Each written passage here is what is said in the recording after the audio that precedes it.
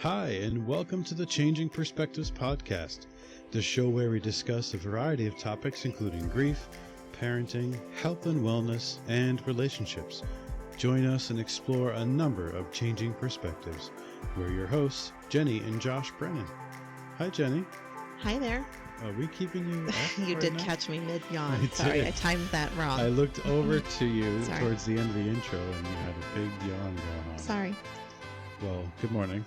Yes, good morning. Thank We're you. not recording this in the morning, but We're not. No, it's been a long day already, Yes. and I still have 2 classes to get through today. So you know, here in the Northeast, it doesn't help that it is mid-May, but it's acting like it's November outside.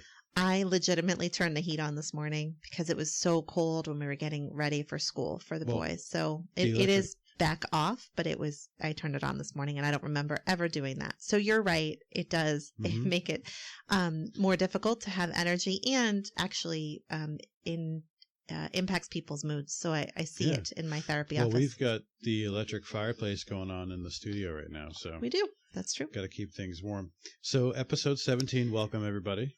Episode 17. So welcome to part 2 of our 2-part series on children's grief in the classroom. Yeah. Monday, we released part 1. So if you haven't listened to part 1, I would actually encourage you to shut this off and go listen to part 1. Press pause. Yeah, and then come back to this one. So part 1, we sort of talked about some data, some numbers, sort of the what, the why, what's the current state and the need regarding grief in the classroom for children. And today we're going to talk about, okay, what do we do with that? The how, essentially. And I will say that it's been really interesting kind of seeing the response to Monday's episode. It actually was our biggest day ever since we launched the podcast. And I don't know if that has anything to do with the topic, or, if there was just sort of a result of kind of where we are in sort of the process of unrolling everything. I guess that's yet to be determined. But still, there was quite a bit of interest in the podcast on Monday, and a lot of people kind of messaging me individually about it as well. So hopefully today's episode is also helpful.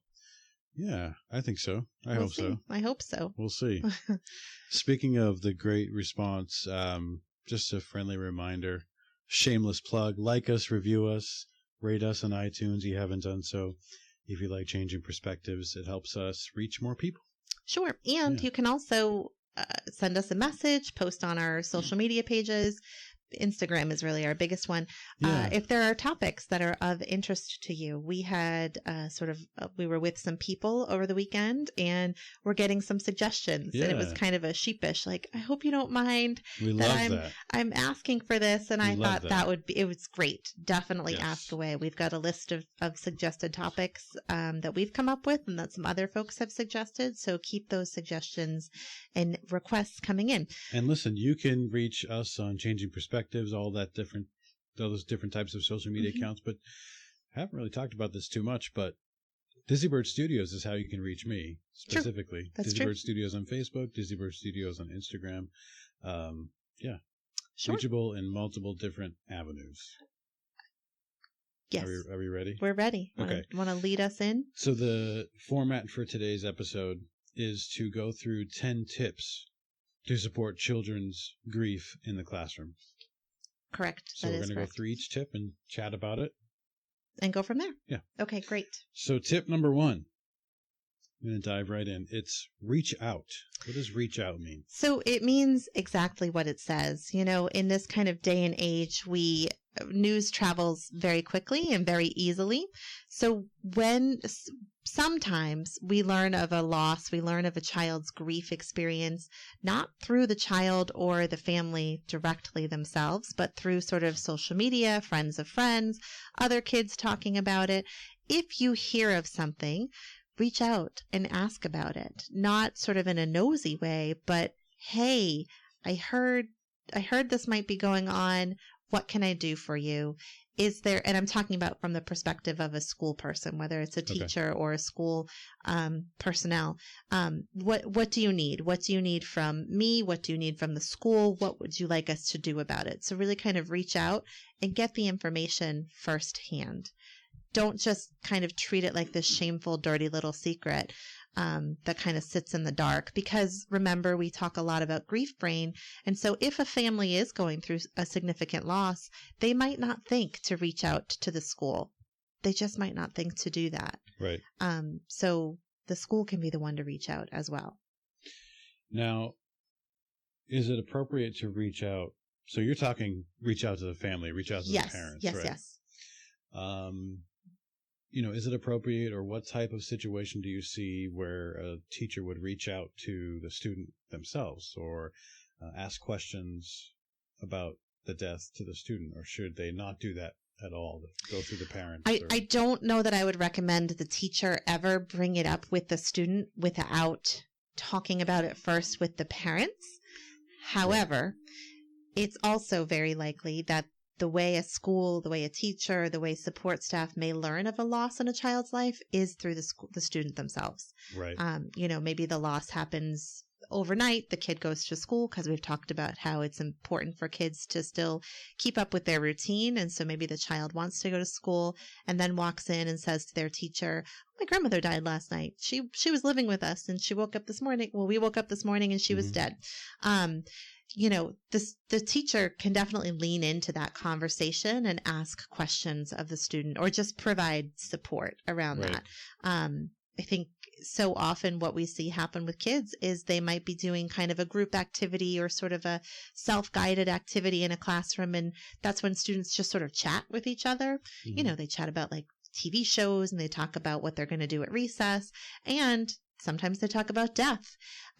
It's okay for that conversation to happen kind of naturally. I think sometimes teachers, school districts kind of freeze and don't know what to say, don't know what to do. And so sort of turn the conversation away from death. We don't really have to do that necessarily. But when there are those instances where something's come to light, it's okay to then reach out to the family about it.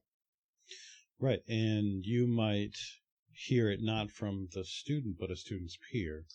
True. Yep. In passing, exactly. Or they come to you and say, "Did you know this happened?" Right. And something just popped into my head with regards to our family's recent loss, where our kids use social media, right, to honor the person who passed away, and their peers, their classmates, liked it, commented, all that kind of stuff. So they found out about it through social media as well. Yes. That is actually, I think, when you've got a child who's sort of teenage age or has older siblings who are teenagers, social media is going to come into play a lot here. Mm-hmm. And maybe someday we should actually do an episode on social media and grief. We used to spend, I've spent a few class sessions talking about this, because it's kind of an interesting dynamic all on its own. Right. That's interesting. We'll have to add that to our list. You ready to go to number 2? I am, yeah. Okay. So the first one is reach out. Essentially, it doesn't have to be a dirty little secret. And tip number 2, share accurate information. Right. So kind of to this point about social media, news spreads really quickly. Kind of here's how stuff goes. And this is especially when we're talking about sort of tragedies, sudden losses that are kind of in the public eye. Someone posts something on social media, like a town's website or something, or a town's social media page, and then it all spreads like wildfire. Maybe it's something like a car accident. People then identify the car, they identify the people in it, and before there's been any sort of formal notification, an entire town, an entire school has figured out who's died, how they died, and then it becomes sort of this telephone game, and the information is not always accurate. The information that gets put out there is often wrong. But that's the information that people believe. So it's really important that the individuals who are able to sort of officially share information, share accurate information. I think there can also be a tendency to not want to share the information. Now, the caveat here is that the family has to give you permission to do that, right? Yes. This kind of goes hand in hand with reaching out directly to the family and finding out what how do you want us to share this with the community? Because the community knows. The community knows that there's been a significant loss of maybe a student, of maybe a student's sibling, a student's parent, something. There's something that the community knows about. And they don't necessarily have accurate information, but they're spreading information out there. Does the family... Well, they're spreading it to their kids, too, who will go to school and retell the story. Exactly. Right. Or, the kids might overhear pieces of it. There's social media pieces. So stories kind of get put together. It can really be helpful for the school to kind of take on that burden. And in this situation, then it should be sort of an administrator, kind of go through your school sort of chains of command there, to figure out and work with the family. Do you want us to share this information? Do you want us to share a statement from your family? Do you want us not to say anything? What do you want to do? What do you need us to do? Right. I encourage schools to take that step rather than waiting for families to come to you, because families aren't going to think of it. In the midst of all of this, they're not going to think about, maybe I should put accurate information out there. But if you've got a student who's at some point returning to that school who suffered the loss, I think it's really important that it be addressed, because I can tell you I've worked with a lot of individuals who are students, still young people going through kind of grief after a loss, or who are adults who suffered a significant loss as a child.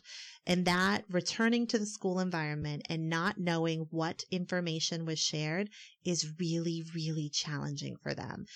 Walking through a middle school hallway or a high school hallway and not knowing who really knows what happened to my dad, who really knows the details behind the car accident, who really knows that he's dead, who really knows, do I have to tell this story over and over again? Right.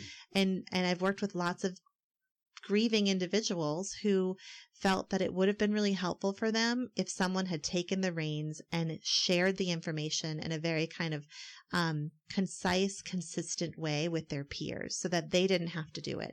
They didn't have to go into every teacher, their English teacher, their math teacher, their Spanish teacher, their social studies teacher, and explain the situation over and over again.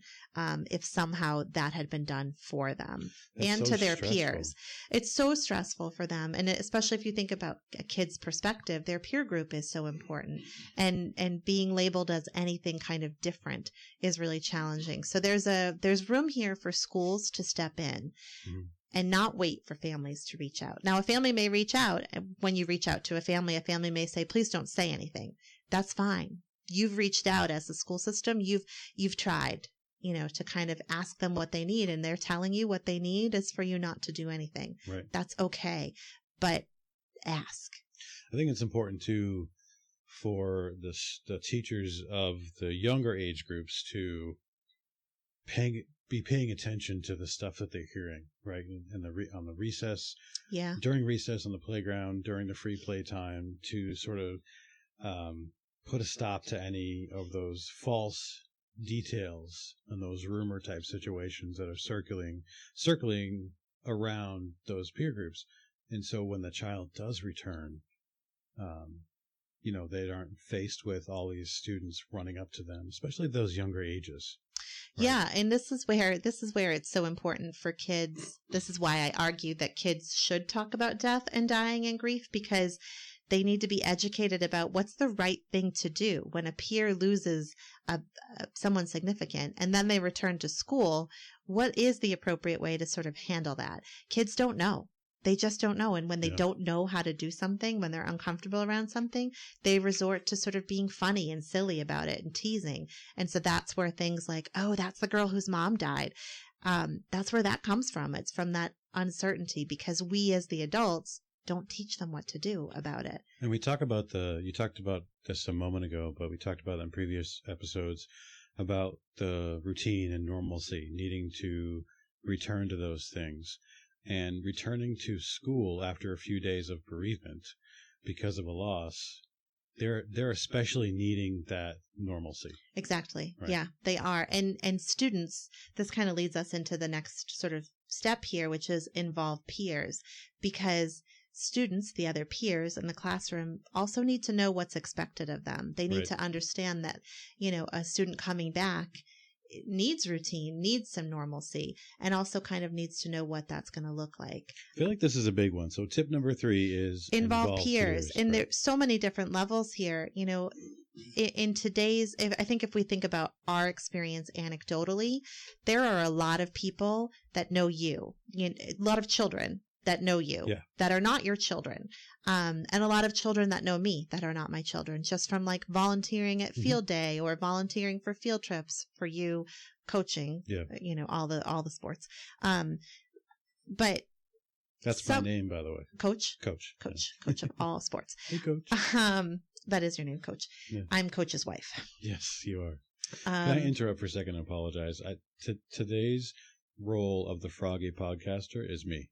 Oh, I didn't even notice. Yeah, allergies are terrible today. It's killing me. So I apologize if I keep clearing my throat. So my point here is that I think we fail to understand and honor that sometimes a loss is more than just the child's loss. It also can be the community's loss. And so that's worth a school looking into. That's worth a classroom teacher thinking about. If your student has lost a father, a mother, a sibling, is this a role that was important in that school community? Was this someone that volunteered? Was this someone that helped out in the classroom? Was this someone that was talked about a lot? Maybe not, but it's probably still worth thinking about. What's the impact here on the other kids? Because they are going to know about it. They are going to talk about it on the playground. They're going to talk about it in between things. So is there a way to really kind of involve the peers? Now, remember on part 1, I talked about how I got a very kind of passionate voice response to my first, my sort of call for poll survey here about a parent who was very, very upset. A few episodes ago, I said I don't like that word upset, and I just used it. Who was very angry that the school had shared information about a death. Defining the word upset. I was defining the word upset. Shared information about a student's death with the entire community, and didn't give parents the opportunity to share that themselves. That's a hard one for schools, because I do think there's a responsibility to involve the community, to involve the peers. And that's going to vary from situation to situation. If it's possible, that should also include the parents as well. Here's what happened. There was a significant loss. Let's talk about it. And I will talk anecdotally about a situation I'm aware of in a relatively small town where a child lost a parent. It was not a sudden loss. It was an anticipated loss. And everyone knew about it because this was a child who was, sort of late elementary school, talked about it with their friends. Those friends talked about it with their friends. So everyone knew about it. And then the death happened in the middle of the school year. And do you know what happened? Do you know what happened? I actually don't. No. Nothing happened. So students knew about it. Students talked about it. Students knew this individual lost a parent and was out for a few days for funerals and stuff. Student came back and it was never addressed. Now, I don't really know the details. Right. It's possible that the school reached out to the family and said, how do you want us to address this? And the family said, pretend like it didn't happen. Right. That's possible. It's also entirely possible that the school didn't do that, didn't reach out to the family, didn't ask, and waited for the family to say something to them. And so what happened was nothing happened. And kids gossiped about it, and parents gossiped about it because they had questions and wanted answers. And it was just left hanging there. And for me, sort of as an outsider, that makes me feel really sad, not upset. Sad, because it's a lost opportunity, potentially. If it was a situation where the school didn't reach out, the family didn't reach out, then this was a lost opportunity. It was a lost opportunity for that student to get formal support from their peers in the classroom. Well, we had mentioned, or we learned, from the survey that those teachers that responded did not feel confident in their district's ability to be able to deal with loss. Right. So it sounds like in that particular situation that there was a failure to do something, a lost opportunity on behalf of the district, on behalf of the school. I think we can't say that because we don't know if the family reached out and said, don't say anything. Right.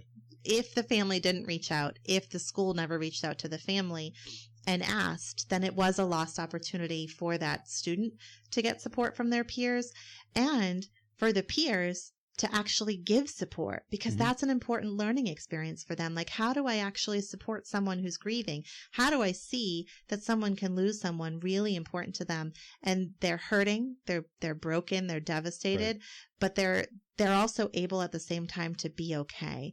It was also an opportunity for the entire community to kind of come together, right, and do something about it. You know, that math lesson probably could wait for a day. I know, you know, there's lots of state standards and testing that we have to pay attention to, and there's already not kind of enough time for teachers, but I would argue there's time to take a day, a class session, 45 minutes, and have all the students kind of write a letter to the grieving student or draw a picture or talk about it or read a book together about it. There's time to sort of put that out to the students and ask them what they want to do. So really remember that this peer group is still there. This peer group is providing support, which may or may not be good support. And the teachers, unfortunately, have, I think, a responsibility to recognize that that's happening and to reach out if they don't know what to do about it, to reach out to their administrators, to their support staff and say, hey, look, I'm not quite sure what we should do. Well, that takes me back to the second tip where you talked about the heavy burden of having to tell story, right? Involving the peers, especially while the child is out, letting them know at the family's discretion, of course, what happened. And so that it's almost like the shock of hearing about someone else's loss happens not in the present of the person that had that loss, right? That's easier to deal with. And then having to come back and letting the child know that you don't have to share the story over and over again unless you want to, right? Because your friends and your fellow students already know and they're here to support you. Right. Which can also be challenging because then the sort of subtext there is we talked about you when you weren't here. Right. Right. So there's no cookie cutter approach here. Like this is why this is not a like step one, do this. This is why I keep saying it depends. And I think anyone who's ever had me in any of my grief classes, probably one of the things that bugs them most about me is if they ask a question, so often my answer is, well, it depends. Because it does. Because everyone's grief experience is completely unique and completely dependent upon a number of different variables and factors. And so all of this does depend on the particulars of the situation. However, what I'm saying is here are some kind of big things to sort of think about, sort of big key components to sort of consider and look at as you're talking about children's grief. Right. Okay, are we good to move on? We are. Okay, perfect. So tip number 4 is formally commemorate. Right. So kind of hand in hand here with the involve the peers, involve the community. When we look at school systems, we look at schools, elementary schools, middle schools, high schools, preschools. There's a lot of sort of formal ceremonies, right? There's graduations, there's concerts, there's holiday parties, there's field days. There's field trips, there's dedications of new like outdoor classrooms, there's fundraisers, there's all sorts of formal activities, right? Lots of stuff. Lots of stuff. And every day is a different day. True. Like Green Day. Right, exactly. Like Red Sox Day, Patriots Day. My sister was at our house the other day and she was like, oh, tomorrow is Teal Day. I think it was for... Are there any normal days left? Hey, today's Tuesday. I think it was for allergy awareness. Okay, but so okay. My sort of suggestion here would be, is there room for us to have some of these formal kind of ceremonies, these formal sort of days, things like that don't always center around positive stuff? Mm-hmm. Is there space to come together as a community around grief, around loss? Is there a way to come together and dedicate a bench in front of the school for a parent who died. And I will also say anecdotally that I've seen school communities do this. I've seen school communities say, we had a loss of a student, or I actually think the one I'm thinking of was a student's sibling. And they came together and raised funds and wanted to dedicate, I think, a bench. Really beautiful, really meaningful. That's for like cool. The family. The family was on board with it. What a great way for the family to know that my child is not forgotten. My child will never be forgotten. My child will forever be commemorated here at the school that they never got to complete going to. But there was kind of outrage.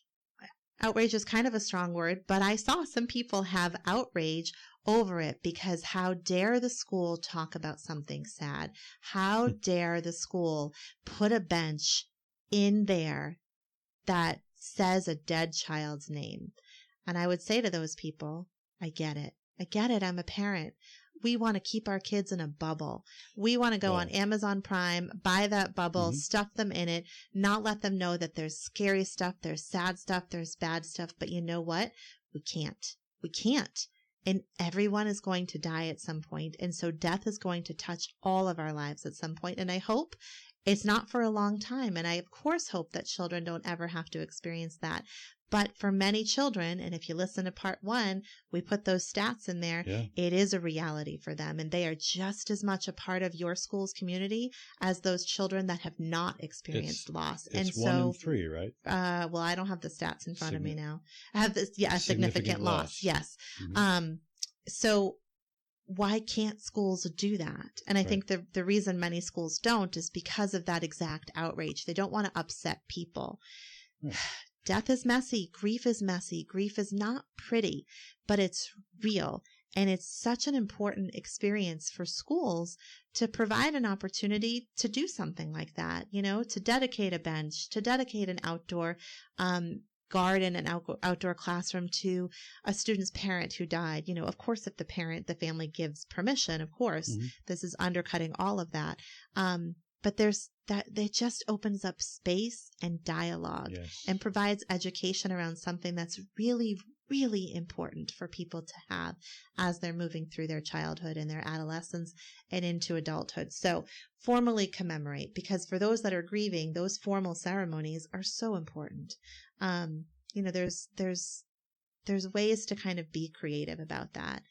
Maybe have an opportunity for any of the children, any of the families who've suffered a significant loss, to come together on one night during the school year and put an ornament on a tree. But that's kind of getting into sort of religious stuff. Or paint a rock for the garden or something like that in memory of their lost loved one. There's ways to do that aren't traumatizing, but are supportive.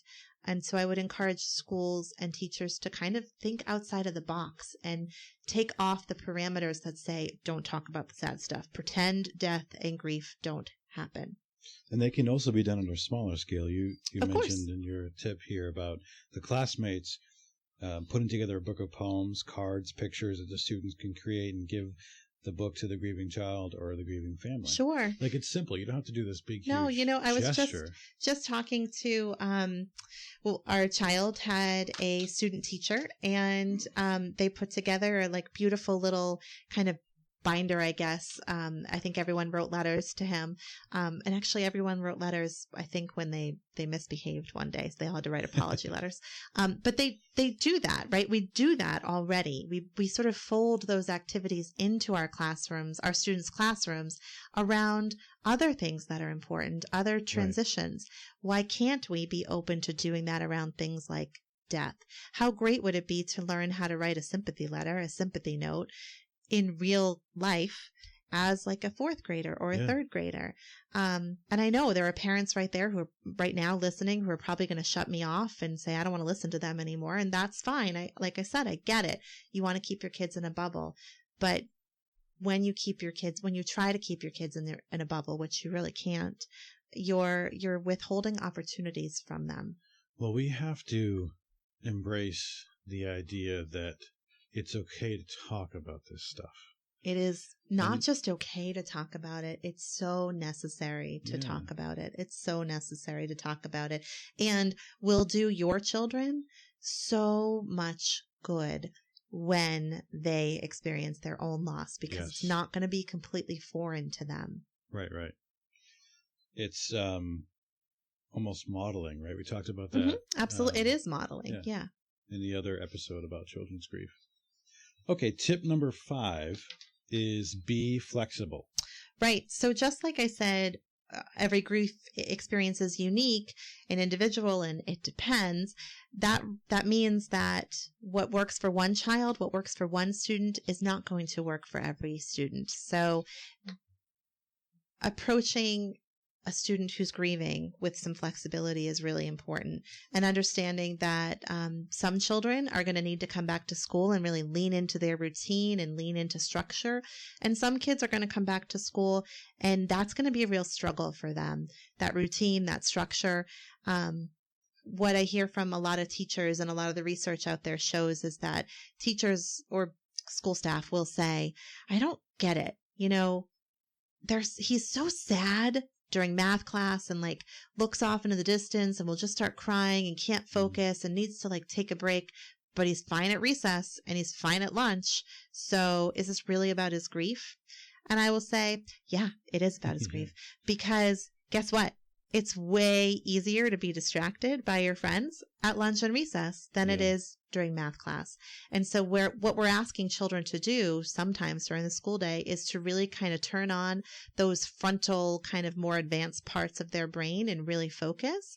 And when you have grief brain, that's really hard to do. Yeah. It's really hard to do. So yes, it interferes with your lesson plans. It interferes with testing. It interferes with their learning and requires some flexibility. And this is where I think the onus is on the district, because the classroom teacher is still responsible for all of the other students in the class, right? Yep. This is where it becomes really important that districts have that in-school support that is trained in grief to provide assistance and support and resources to children during the day who are struggling. Because what do, right? School teacher notices that a student's really struggling during kind of structured learning time, gives them flexibility to sort of take breaks, go to the bathroom, maybe do some other work. A lot of schools will say you can go to the nurse's office. Maybe they'll have like a guidance counselor or a school counselor that they can go sit with, but sometimes that's just one counselor who may or may not be in the building because maybe shared with other buildings, maybe meeting with other kids, and may or may not have any training in grief. Is that really enough support for that child? Right. Essentially, we're saying, get out. Get out and until you can kind of get yourself back together. That might not be enough of an individualized plan for kids who are really grieving. And not understanding the sort of basics about those elements is going to make it really challenging for that teacher to function and provide the right type of support for that grieving person, that grieving child. Right. So for the older children, being able to offer things like accommodations for, due dates for projects and things like that is a really reasonable request.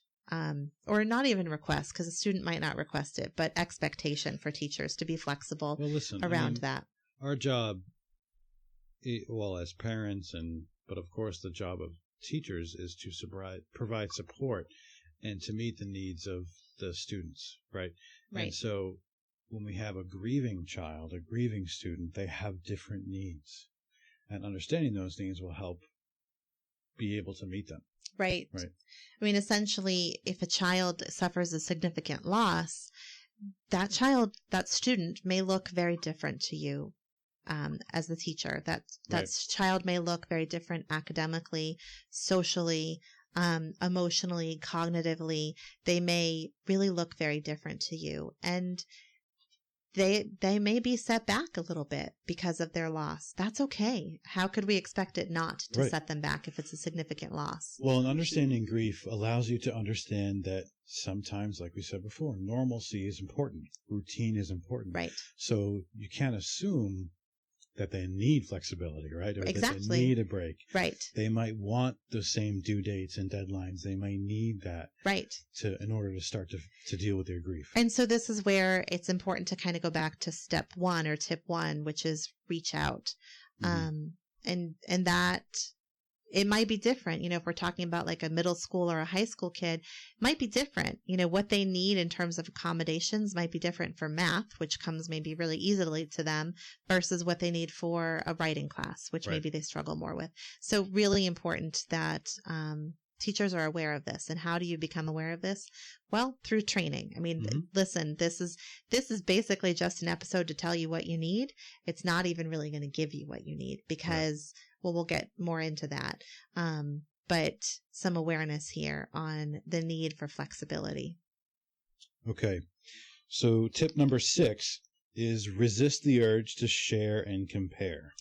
Yeah. I mean, adults. We talked about that in our general tips on how to help support a grieving person. So, all right. So I'm going to be really specific here. And I know not many of you are going to follow the reference, but Josh and I are relatively new followers of Vanderpump Rules, which if you like reality TV and you've never watched it, go back to the beginning and watch it. It's really fascinating. Yes. We were watching the reunion. Do you know where I'm going with this? I know exactly where you're going. Okay. I have no qualms about sharing that I'm a fan of that show. Yeah, no, it's a really interesting way to look at sort of the human nature.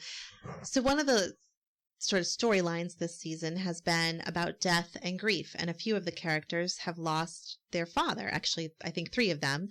The storyline has centered around how their fathers have died recently. Right. One was 5 years ago, wasn't really talked about on the show, but is now sort of being talked about on the show. And at the reunion the other night, one of the characters who'd lost her father said something like, I forget exactly what she said. And one of the other characters said, I know how you feel.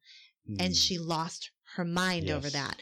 And, if you don't understand grief, you might look at that and think, wow, she's really crazy. But you know what? She's not. She's grieving. And that can be a trigger for a lot of people that are grieving, is when someone says to them, I know how you feel. Because the truth is, even if you've experienced a similar loss, even if you've also lost your father, or this other character then said, no, my father was in a coma once for 3 weeks and we thought he was going to die. So I know how you feel, but you don't know how you feel. No. Sorry, Tom Sandoval, if you're actually listening, but I disagree. And also, I will come to your bar and you can make me a cocktail. Yes. All right. That's on our travel bucket list.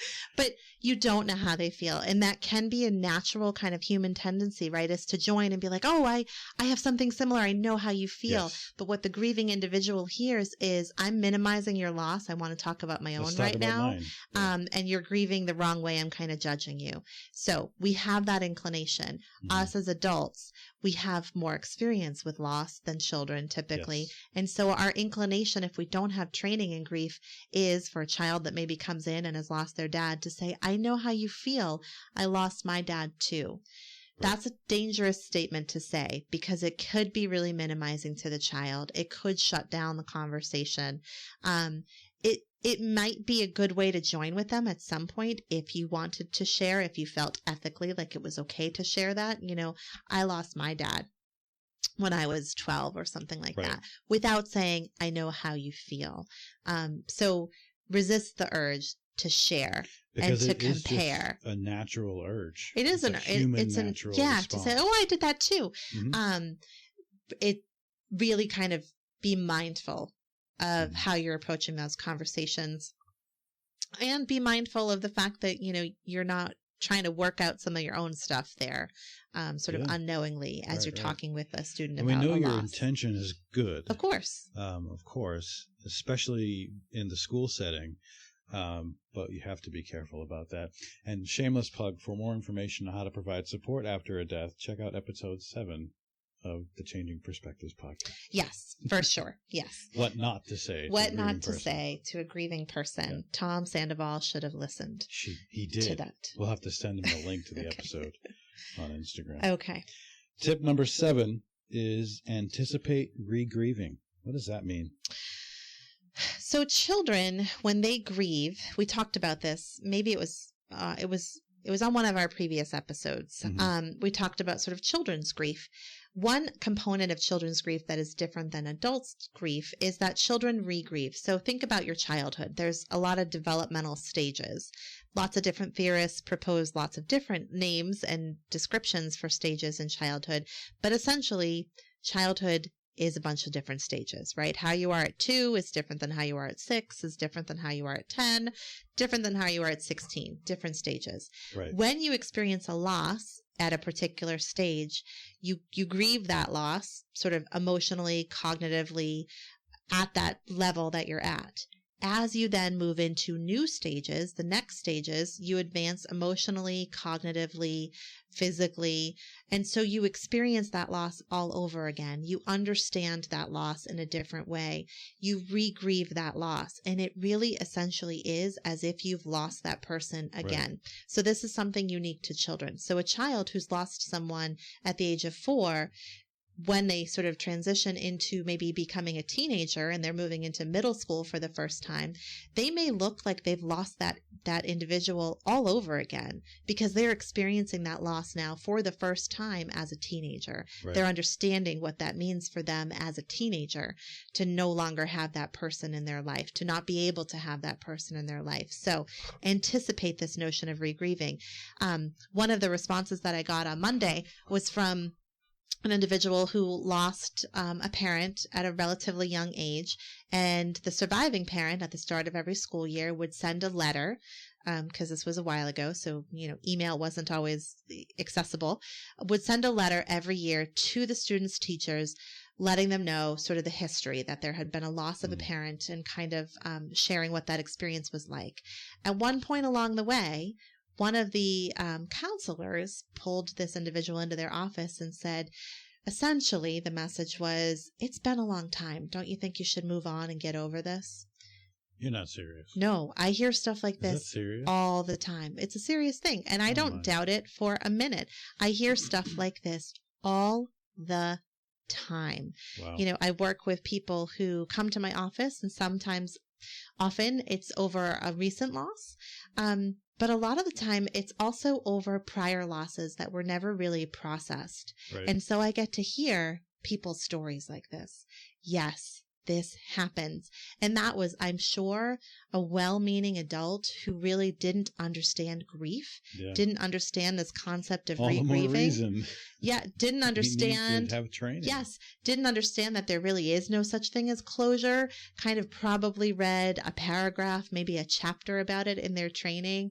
Kubler-Ross's theory of like the 5 stages: denial, anger, bargaining, depression, acceptance. Woohoo! And then you're over it. Right. That's what they believed. That's what they knew. Mm-hmm. And so they were very well-meaning and well-intended when they said, it's time to get over it. But boy, were they 1,000% wrong. Yes. And here is an adult still holding on to that. Like, that was a really powerful statement to hear. Every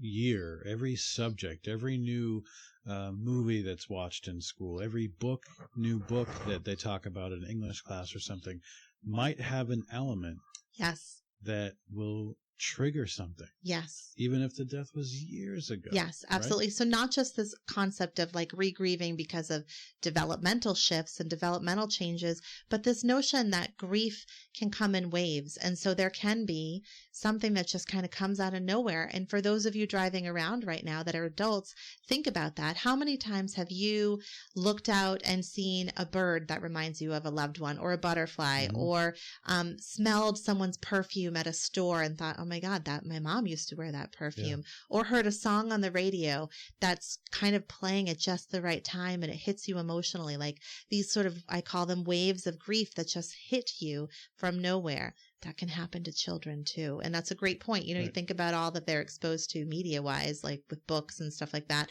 in high school, or other losses, other students experiencing a loss. Yes. If they've lost their father in 2nd grade and then one of their peers loses their father in 7th grade, I would be willing to bet that student that lost their father in 2nd grade is going to re-grieve that because of their peers' loss too. Well, you talked about the ceremonial stuff in schools, and there's lots of different ceremonial elements, especially in high school. Yeah. Like induction into the National Honor Society, or the last time they'll put on their uniform or the equipment for their last varsity game. Yeah, like homecoming game, so much. So many things that and might now we're trigger seeing that. and So, regrieve. sorry to talk over That's you. okay. I'm learning from you. So many things that mark transition, right? Yes. This is what we do. We are good at formally commemorating transition. And now we do that at middle school. Like now there's like middle school graduations, elementary school graduations, preschool graduations, all these things. Yep. They're designed to make transition easier for us. Death is a transition. Death is a transitional process for people. It's also a transition for the loved ones, transitioning from a life with that loved one to a life without that loved one. And so those ceremonies, those same sorts of things are important. But to your point here is that these ceremonies can remind people of what they've lost, remind students of what they've lost. And so being really educated about regrieving and being educated that students that have suffered significant loss can have those losses triggered by these formal ceremonies. And it could, to them, feel like they're being punched in the gut and they're losing that loved one all over again. Because it can feel brand new. Look at all these other kids get to have their parents here, and I don't because mine are dead. And yeah, maybe mine died 10 years ago in a car accident, and I know that, and I've worked on that, but still, wow, am I grieving that right now in this moment? So it's really important for everyone that's working with students to really understand that. And the likelihood that one of these events or one of these things could happen that triggers regrieving is very high. We talked about how much of a child's life is spent inside the walls of a school. Sure, of course, absolutely. This is where they spend most of their time. Okay, so tip number 8 is track community losses. Yeah, so I push schools and districts all the time to think about tracking their losses. Partially, maybe that's because I like data and numbers and tracking things, but truthfully, because you may be a district who just kind of randomly winds up with 5% of their students losing their moms to a car accident in 1 year, or in one 3-year period. So you may have some pretty significant similar losses in your district that may actually point you and guide you to needing to provide some particular support. You might have enough to sort of run your own support group for students. Maybe you've got a number of high school students who've lost a parent in the past 5 years.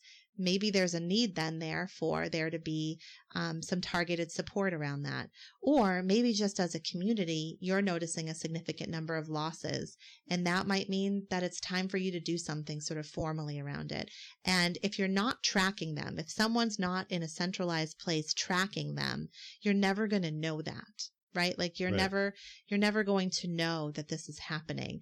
If it's just a random teacher in 4th grade, a random teacher in 2nd grade, 3 teachers in 5th grade, some teachers in another elementary school, like if it's just all of them kind of doing this in a vacuum, then the district, the larger community, is missing out on the bigger picture. Right. And so you can only get that bigger picture when someone's tracking that data. And that might sound sort of trite, like, okay, Jenni, you're saying that every teacher should send an email every month to some central, to some central person saying, yeah, I had 3 students lost their grandparents, 1 student lost their father.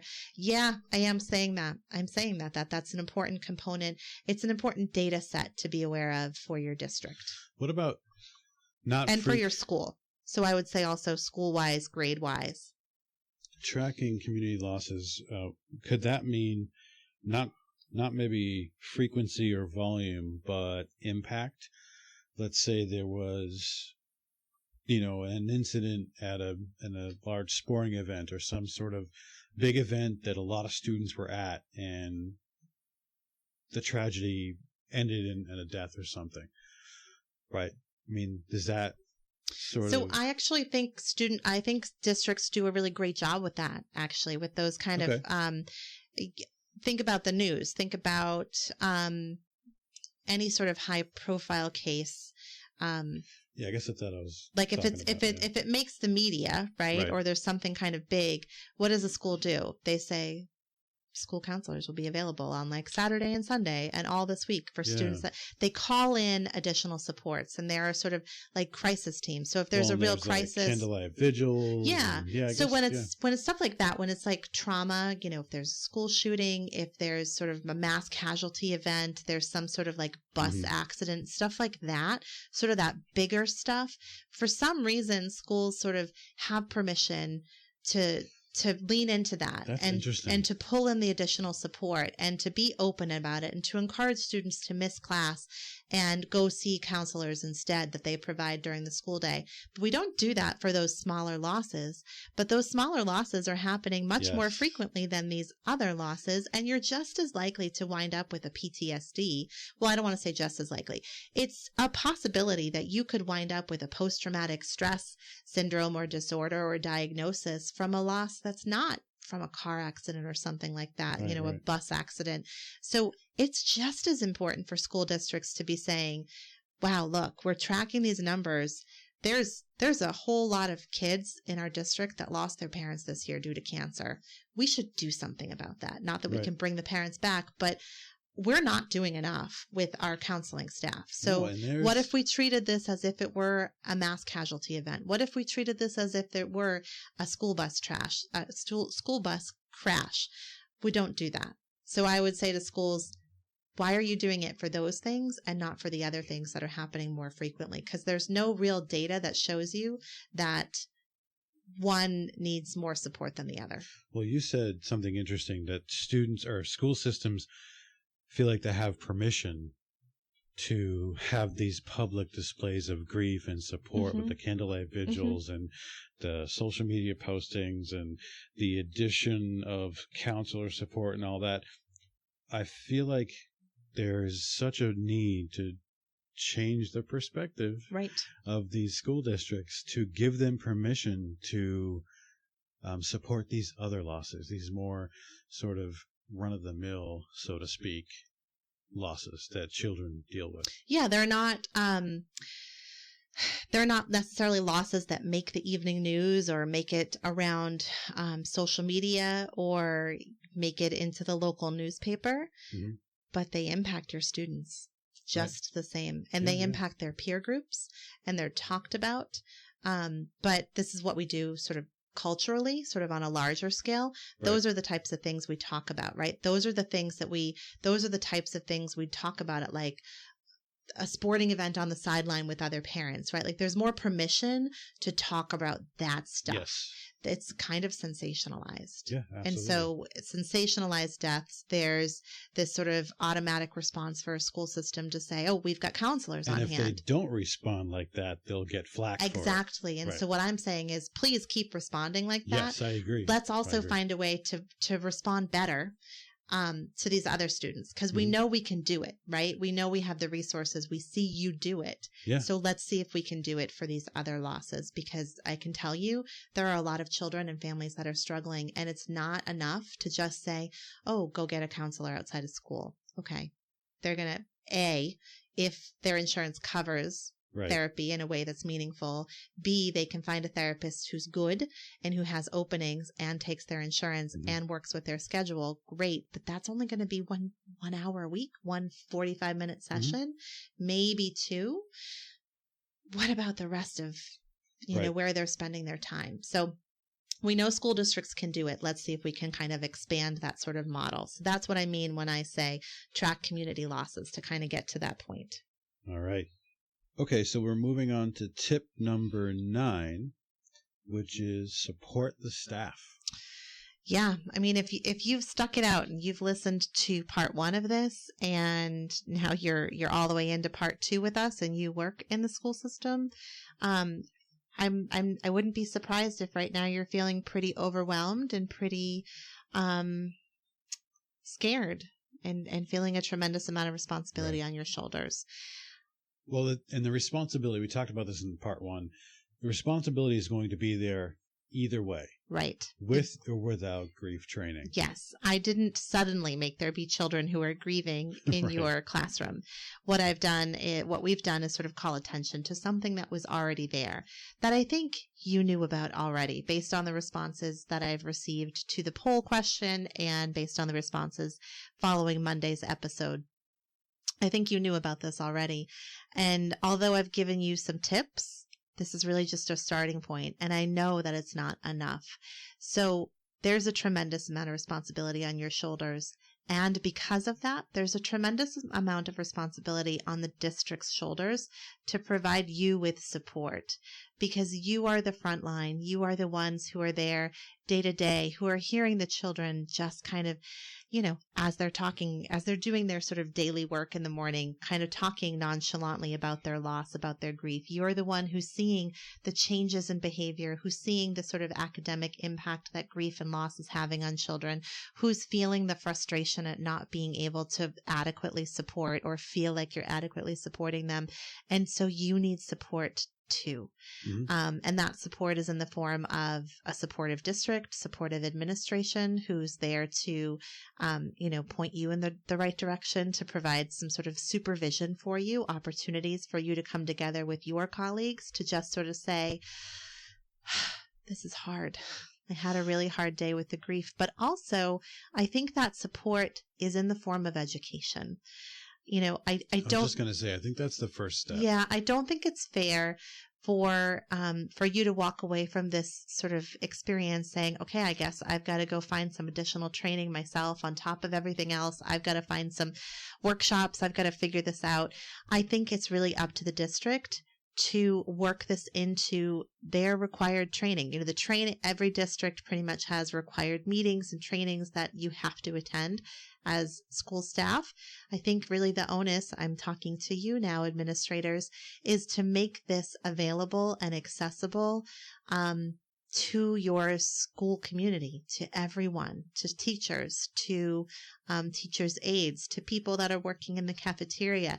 Everybody that's coming in contact with these children who are grieving is going to benefit from having some of this grief support. And the reality is that it's just not offered and accessible enough to people. Like we've talked about in other episodes, doctors, nurses, social workers, school counselors, guidance counselors, teachers, so many people that work with children have had zero training in grief. And if you listened to part 1, you saw only 10% of the respondents to my survey had taken a grief not even course, but like a continuing education training, which could have been an hour over lunch. Yeah. No one had had college grief courses. No one had majored in that. No one had minored in it. And you know what? There are courses out there. So the onus is on the district to help you as teachers and support staff find a way to get this training, not just an hour-long course, but a course that really teaches you about grief, because it's so much more complex than what we can cover in one podcast episode. So when I say support your staff, this is what I'm talking about. I'm talking about education. I'm talking about really being there and allowing there to be space and permission to talk about and address grief, both inside the classroom with your students and outside the classroom with each other. Well, you've got the support of the district in terms of resources, and starting with training and education and giving them the space to support the students. However, you also have a need for the district to support teachers in their own losses. So if they've got a student that dies, they're going to be experiencing a loss. But even when the student themselves, a custodial parent or custodial caretaker, dies, that they have had interactions with, they know this person. Yes. Parent-teacher conferences or whatnot. Yes. They're going to experience grief as well. It's a great point. It's the job of they're part of the community, right? So when I talk about the community, it being sort of the community's loss, teachers are part of that loss. Yeah. Yeah, that's a great point. So not only giving them the support they need to support the children, but also supporting them in terms of their own grief and loss. Yeah. Right. There's such thing as vicarious trauma or sort of caregiver burnout, things like that, secondary trauma. And we talk about that in terms of someone who doesn't experience the sort of loss, the trauma themselves, but feels the impact of it because someone close to them experiences it. And I think teachers, so many teachers, this is your identity. You know, when you meet someone for the first time, they say, hey, you know, nice to meet you. What do you do? Or who are you? One of the first things they will say is, I'm a teacher. It's part of who they are. And so they pour themselves into their role wholeheartedly. And so they feel it all. And it's very likely that there are many of you who are out there right now as teachers listening, really feeling the grief that your students are feeling, the grief that your students have felt. You're there with them, alongside of them, feeling that. And so you need support too. And it's okay for you to say, hey, I need support around this. Well, can I go ahead and quote your article? Sure. Which a lot of this stuff comes from, and which we will shout out at the end of this episode. And there will be a link in the show notes. Yes. On this tip, you wrote, teachers, administrators, and staff members all also encounter loss and may be actively grieving alongside the grieving children in the school. Explore ways to come together to support each other as professionals. I like that. Oh, thanks. Thanks so much. I don't quite remember what inspired me to write this particular article. Pretty much all of the articles on my blog are inspired by something. You know, there's many bloggers who kind of every month will look at sort of top search terms and then craft an article around that. I don't do that. I probably would have a much more successful blog if I did. But it's very kind of an authentic experience for me. And so all of the articles that are up there are spawned from something. And I'm not quite sure what spawned this one. I can't remember. I have to think about that a little bit more. But it's true that we all as adults, and so you all as teachers, administrators, support staff, also encounter grief and loss. And so at some point, you, on top of everything else that you're doing, are going to experience grief. You're going to experience your own loss and are still going to have to show up and be there for your students. And so you need to lean on each other and be able to have space and permission to talk about your own losses as well.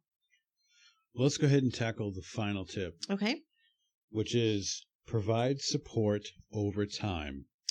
Yeah, so kind of similar to the sort of anticipate re-grieving, I mean, they kind of go hand in hand, is that when you have a student who, or a community that suffers a loss, it's not enough to just provide support in the moment during that particular school year, but to continue to come back to it, because the loss doesn't happen in a vacuum and then it goes away.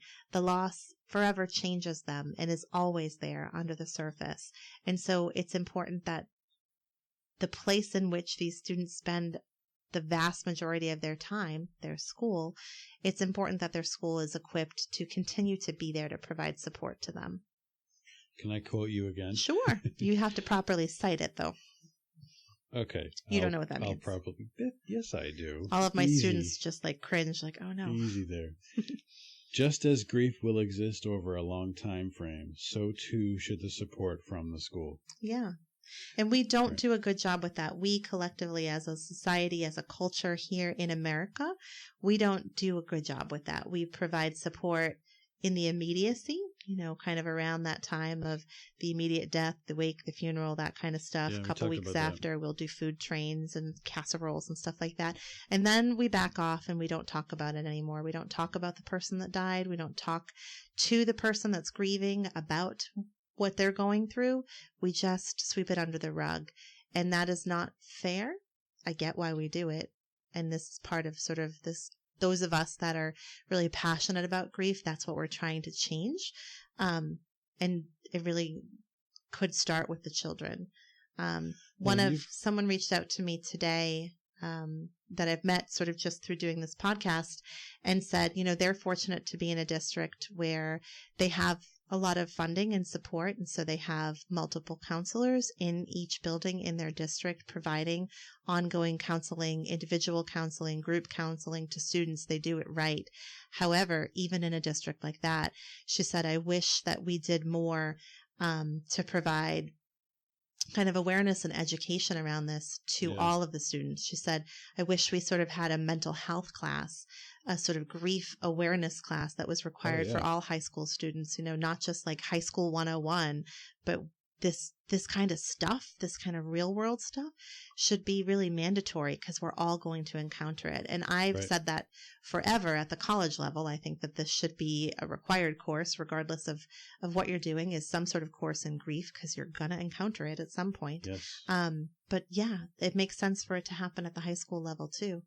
Well, what I was going to say was you have students that move through a school through multiple grades, sometimes kindergarten all the way through 5th grade. So that's 6 years in one school. So teachers, I encourage teachers to, as far as providing support long term, talk to each other as the children moves to the different grades, and let them know that at this point in time they experience a loss and this might come up.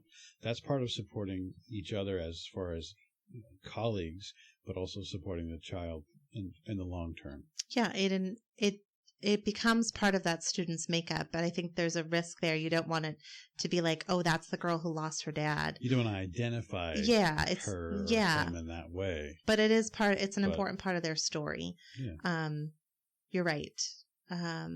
And so that speaks to that kind of notion of providing support over time. The loss doesn't just happen in like 3rd grade and then we forget about it. Right. And I know I'm putting a whole lot of responsibility on the school's shoulders, and you've got the responsibility to educate these kids and get them ready for life after high school and get them ready for the real world and get them ready to pass testing and get into college or get into trade school or get a job. All of that is on your shoulders. And it's also on the shoulders of the families. I'm not disputing that. What I'm saying is when you have the opportunity to sort of hold space and have children in your sort of care and guidance 5 days a week, 7 hours a day, 9 months out of the year, in that space, you're inherently going to encounter grief and loss.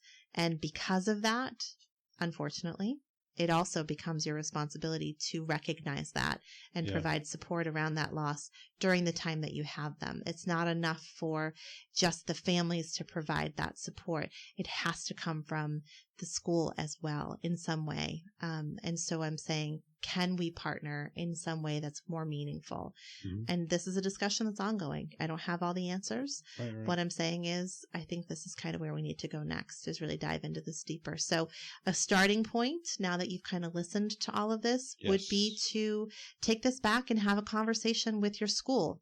You could start by having a conversation with other teachers at your grade level or in your specific domain, your specific subject area.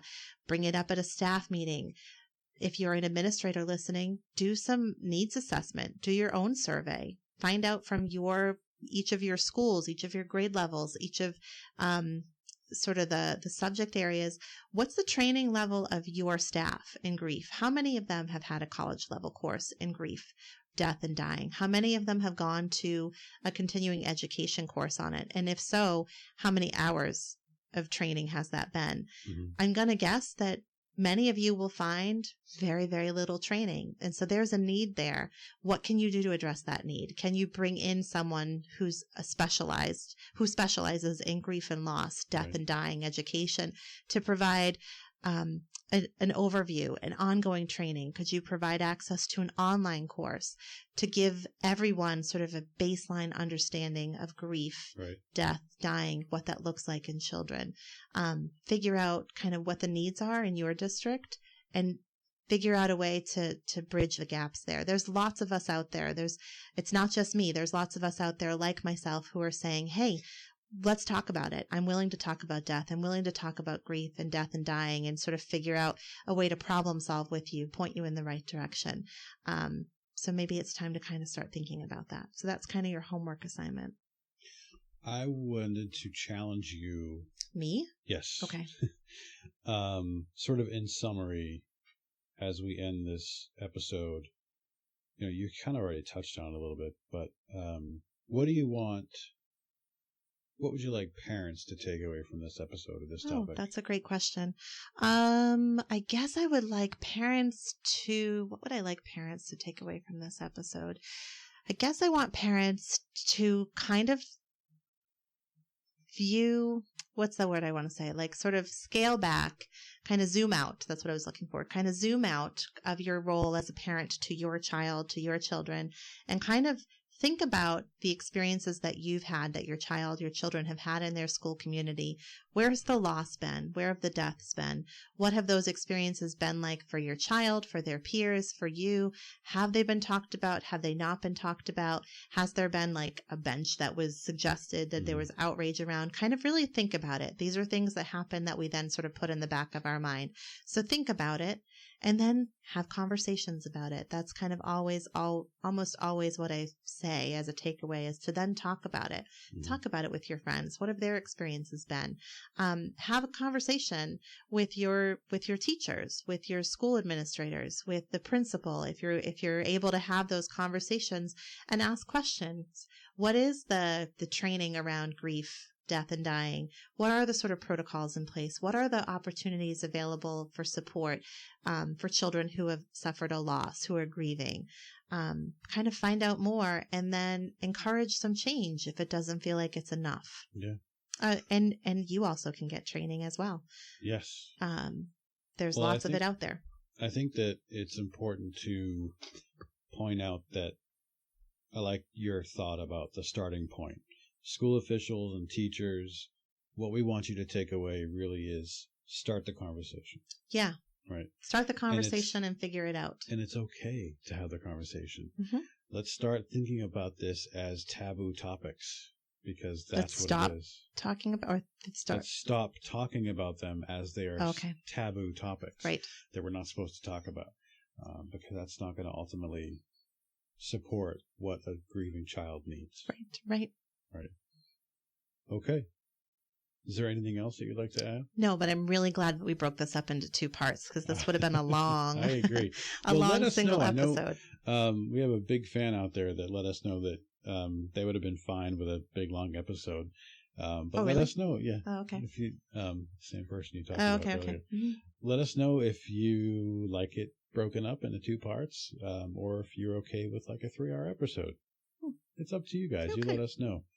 We're in this for you. Do you have anything else? No, just always feel free to reach out if you have questions or need guidance or need some pointing in the general direction, or want to talk to me about how I can provide support. Don't hesitate to reach out. Yeah. Can I switch gears for half a second? Half a second, and just tell you that I like your nails. Oh, thanks so much. You got your nails done, right?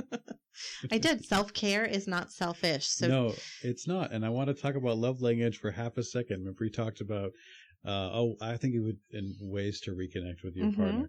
And I talked about how things come into my mind, and my failure is not letting you know them. And I noticed your nails like a half an hour ago, and I waited till we were done to make sure that I told you they look nice. Oh, thank you very much. Yeah, that is, gosh, I don't remember what episode that was, but it was kind of the relationship series portion of our podcast. If you've been drawn in by this education grief topic, also there's some relationship episodes that don't talk about grief. So Josh is kind of tying part of that in there. Yeah, so, and don't forget, we are excited about talking about all kinds of different topics, from pop culture to the impact of pop culture and death and pop culture, but also relationships and parenting, all kinds of stuff. So please stay tuned to the Changing Perspectives podcast to hear all those types of things. Yeah. Okay. So that is going to do it for today. Thank you guys so very much for listening. You can learn more on this topic by first checking out Jenni's blog article. It's entitled Children's Grief in the Classroom, available on the changingperspectivesblog.com website. That's our website. And you can also go to the National Alliance for Grieving Children. They're at childrengrieve.org. And also we wanted to share with you scholastic.com/childrenandgrief. It's a guidance and support document from Scholastic and New York Life. So check those out. And just as a quick reminder, this episode was for education and entertainment purposes only. Should you need additional support, please contact your healthcare provider for information and referrals. Please follow us on Facebook at Changing Perspectives Podcast and on Instagram at Changing Perspectives Blog. You can check out our website by going to changingperspectivesblog.com or send us an email to changingpodcast@gmail.com. Go ahead and subscribe to the show so you never miss an episode, and we will see you next time. Say bye, Jenni. Bye, Jenni.